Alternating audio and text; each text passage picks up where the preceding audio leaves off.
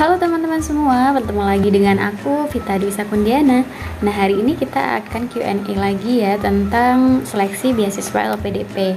Nah, langsung aja di sini aku akan sampaikan beberapa pertanyaan yang masuk ya, baik di WA ataupun Instagram dan juga email.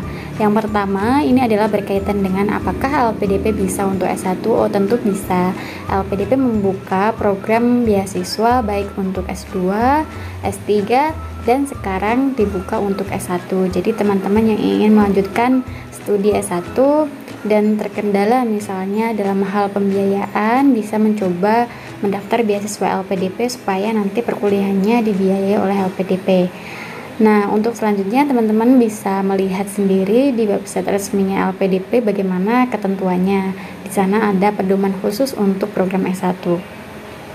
Yang kedua, apakah daftar LPDP harus punya LOE? Ya, tentu tidak ya teman-teman. LPDP itu memberikan keringanan bagi kita semua. Kalau ingin mendaftar LPDP bisa menggunakan LOE maupun tanpa LOE. Yang jelas diperhatikan terkait dengan periodenya. Biasanya kan ada pengenaan khusus. Ada yang diwajibkan biasanya untuk periode pertama setiap tahunnya, dan periode yang kedua itu diperkenankan tidak atau daftarnya tanpa LOE itu bisa. Nah, yang ketiga ada pertanyaan, berapa sih kuota LPDP? Nah, kuota LPDP itu tidak ada ya teman-teman. LPDP selaku lembaga pengelola dana pendidikan ini memberikan kesempatan yang sebesar-besarnya, seluas-luasnya kepada generasi muda Indonesia yang ingin mendaftar perguruan tinggi. Jadi sepanjang teman-teman memenuhi kualifikasi yang ditentukan oleh pihak LPDP, ya pasti akan diterima. Jadi tidak ada yang namanya pesaing di dalam seleksi LPDP karena sesungguhnya kesempatan atau kuotanya itu sangat besar. Yang menentukan adalah diri sendiri, apakah kita layak diterima sebagai penerima beasiswa LPDP ataukah tidak. Nah, yang keempat adalah PK itu sebenarnya berapa lama sih, Kak? Kalau tahun 2019 PK LPDP atau persiapan keberangkatan itu adalah 5 hari dan dilaksanakan secara offline. Kalau dulu saya dilaksanakan di Hotel Mercure Jakarta. Nah, saat ini mungkin kebijakannya sudah berbeda karena harus online. Nah, yang kelima ada pertanyaan, kenapa harus daftar LPDP? Nah, ini saya kembalikan lagi, kenapa kamu ingin mendaftar LPDP? Nah, urgennya apa? Kebutuhan kamu apa daftar LPDP? Nah, itu harus dijawab diri sendiri ya. Yang keenam, surat rekomendasi LPDP itu harus berapa sih, Kak? Surat rekomendasi LPDP, teman-temanku semua, minimal itu adalah 2. Kalau memungkinkan 3 ya 3, kalau misalnya bisanya 2 ya 2. Kalau dahulu saya mendapatkan surat rekomendasi itu dari Wakil Rektor UIN, kemudian yang kedua Wakil Dekan Fakultas Syariah dan Hukum, dan yang ketiga dari Ketua Jurusan. Intinya surat rekomendasi itu kalau bisa adalah orang-orang atau rekomendator yang betul-betul mengenal kita, baik dari prestasi, baik dari kualitas akademik, intinya track record selama perjalanan ilmiah ketika S1 atau S2 kalau misalkan teman-teman sekarang ingin daftar S3. Yang ketujuh, apakah LPDP membiayai full perkuliahan? Ya. Yang 8, boleh tidak kalau intake LPDP di Januari 2022 mundur September 2022? Oh, boleh. Kalau misalnya ternyata nih kebetulan intake yang ditentukan oleh kalian itu adalah Januari, itu kan paling cepat ya kalau ketentuan saat ini Januari 2022, tapi ternyata harus mundur September 2022, itu biasanya diperkenankan karena ada waktu keringanan atau perpanjangan dari LPDP yang diberikan sebagai kesempatan teman-teman untuk mencari LOE. Nah, yang kesembilan, tes TOEFL untuk daftar LPDP harus resmi yang bekerja sama dengan ITS ya. Oh iya, jadi tes TOEFL itu harus resmi ya teman-teman, jangan prediction itu ya. Jadi tes TOEFL yang benar-benar berasal dari lembaga yang terstandar atau bekerja sama dengan ITS. Yang 10 ada pertanyaan, apakah sertifikat tes TOEFL ITP online dari lembaga dapat untuk apply LPDPDN? Oh, tentu bisa, tetapi ya itu tadi harus terstandar atau bekerja sama dengan ITS lembaganya. Selama itu bekerja sama dengan ITS, walaupun itu dilaksanakan secara online untuk tesnya itu diperkenankan. Biasanya sertifikat keluar berapa lama? Biasanya 2 minggu ya teman-teman. Yang ke-11, jika pendaftar LPDP itu masih bekerja, kemudian dinyatakan sebagai award di LPDP, apakah pendaftar tersebut harus langsung resign ataukah boleh resign menjelang perkuliahan dimulai? Boleh resign menjelang perkuliahan dimulai. Yang jelas adalah teman-teman selama perkuliahan itu kan ada di ketentuan panduan LPDP itu dilarang untuk bekerja, kecuali kalau pekerjaan tersebut itu merupakan kewajiban dari studi.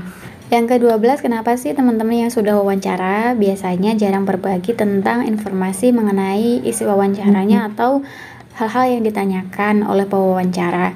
Ya karena memang mereka sudah dihimbau atau dilarang untuk menyampaikan informasi-informasi berkaitan dengan wawancara.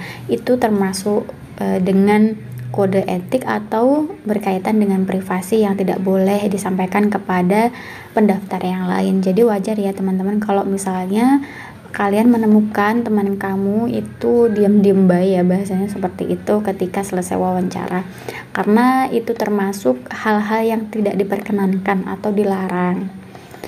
Yang 13 adalah surat rekomendasi untuk daftar LPDP. Apakah bisa menggunakan surat rekomendasi lama, misalnya dibuat 2 tahun lalu atau 1 tahun lalu? Sebaiknya menggunakan surat rekomendasi yang dibuat itu tidak lama dari pembukaan pendaftaran LPDP. Pertanyaan yang ke-14, apakah tidak ada format khusus terkait surat izin bagi pendaftar LPDP yang bekerja?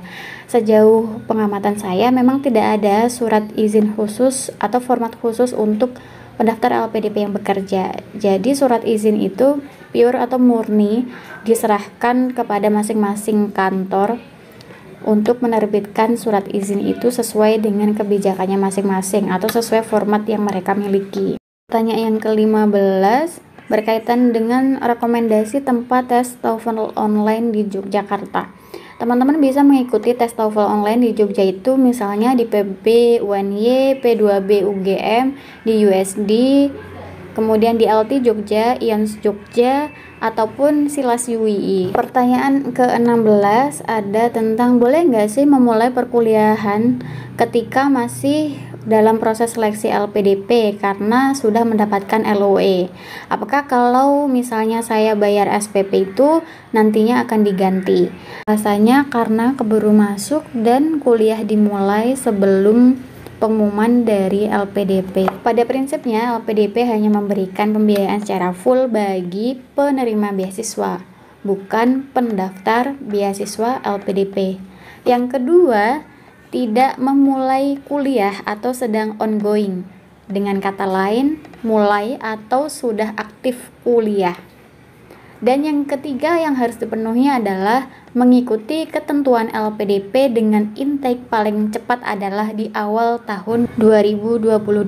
Jadi sederhananya kalau teman-teman ini memulai perkuliahan dan juga membayar SPP ketika masih dalam seleksi LPDP belum dinyatakan sebagai penerima beasiswa, itu silahkan diperkenankan, tetapi itu bukan menjadi kewajiban dari pihak LPDP untuk membiayai secara full karena ketentuannya tadi teman-teman harus memenuhi 3 kriteria sebagai penerima beasiswa LPDP. Oleh karena itu, teman-teman harus mengikuti kebijakan yang sudah ditentukan oleh pihak LPDP. Maka solusinya, kalau misalnya kalian ini diminta daftar ulang atau membayar sejumlah uang untuk UKT sebelum dinyatakan sebagai penerima beasiswa LPDP, maka teman-teman ketika mendapatkan LOE atau sudah dinyatakan sebagai mahasiswa di universitas tujuan, nah disitulah waktu yang tepat teman-teman harus mengajukan defer atau penundaan kuliah. Fungsinya penundaan kuliah ini nantinya adalah sebagai bukti bahwa teman-teman ini akan mengikuti kebijakan yang sudah ditentukan oleh pihak LPDP, yaitu mengikuti perkuliahan paling cepat adalah di awal tahun 2022. Pertanyaan yang terakhir ialah apakah perlu meminta surat rekomendasi bagi yang bekerja itu ke dosen alma mater sebelumnya atau boleh dari atasan? Surat rekomendasi untuk LPDP ini bebas ya teman-teman, boleh dosen alma mater sebelumnya atau dari atasan. Oke, sudah 17 pertanyaan yang sudah saya jawab. Semoga memberikan pencerahan bagi teman-teman semua yang sedang mengikuti seleksi beasiswa LPDP. Perlu saya sampaikan, saya tidak mewakili sebagai pihak LPDP, Lembaga Pengelola Dana Pendidikan Republik Indonesia. Saya hanya penerima beasiswa yang menyampaikan apa yang menjadi pengetahuan saya maupun pengalaman saya sebelumnya. Semoga ini bermanfaat bagi teman-teman semua untuk mengikuti seleksi beasiswa LPDP. Semoga sukses selalu, stay safe, dan juga stay healthy, stay happy. Sampai jumpa.